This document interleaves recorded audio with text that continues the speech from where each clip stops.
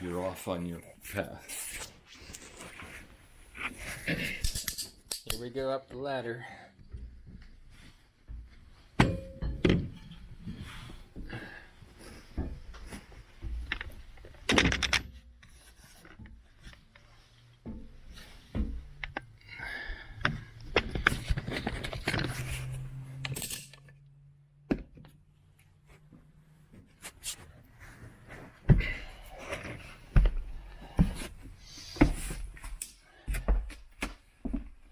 So at the site survey, about all I could see was this finished ceiling here. And then an opening.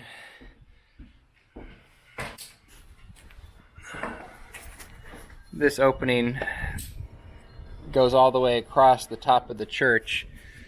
And here's where there's the rafters that seem like they would continue along the entire roof, especially since there were rafter tails at the bottom of the roof as well. When we looked at the plans more recently, we could see where, in fact, it does use rafters for the flatter roof, the gable part of the roof, but the part where the panels are actually going, that's where the horizontal runners are. So I'm going to take you across where we can see those. Fortunately, at the end of the day, after a little bit of head scratching, we were able to determine that we could use the horizontal runners. It did somewhat affect the placement of the panels, so we didn't have complete freedom over where we could place the panels because there's only so many places on the rail where the panels can attach to the rails and have all the structural guarantees. So luckily we were able to find something that worked, even if it didn't leave nearly as much of a path along the windows as we were hoping. The tight crawl in here, so about halfway through now.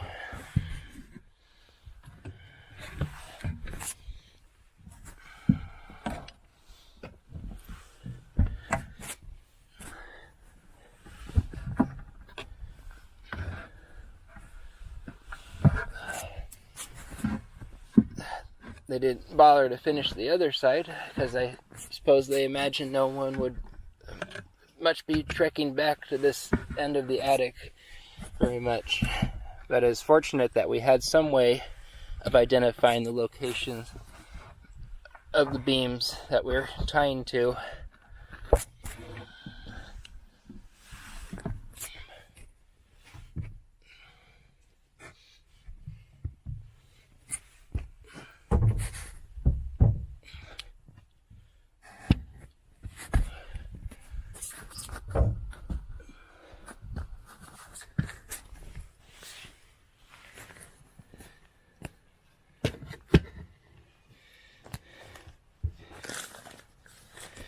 The only thing they give us right here to help us get down the drop is this precarious little beam here.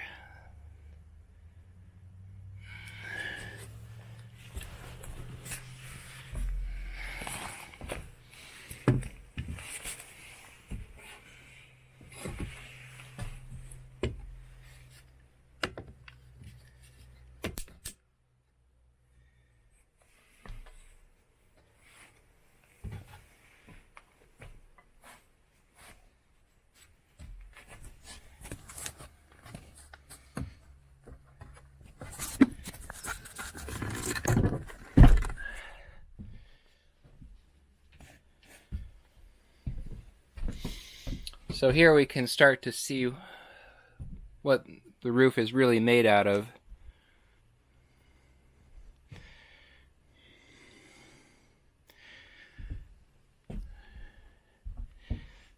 They're these kind of maybe 2x2 little runners with OSB in between, and it makes a sort of I-beam out of wood.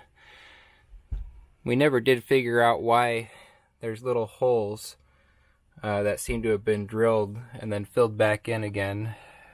It's on every single one, as though they maybe at some point intended to run conduit through and then changed their mind. Not sure what's going on with those. As we go further in here and space gets a little tighter, this is where we see the beams that we were actually attaching to.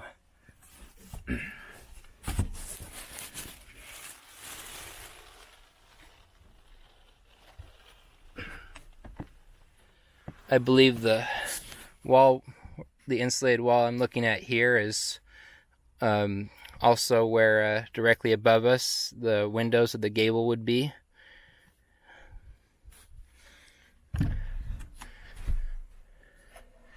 And one of the reasons I came down here, besides to talk about my experiences, it's always good when possible to go and check and make sure that all the lag bolts did in fact go into the wood. We had to use shorter lags in this case because instead of 2x4s they're only 2x2s, so we made sure that the lags were about right. This is not one of mine, that's just a nail, but that's what I'm kind of looking for, is any kind of shiner, as we call them, where you think you hit the meat of the wood but really you just kind of got close to it and it popped out. I'm not seeing any on this row, which is, I believe, where the first row of penetrations went in, so that's a good sign.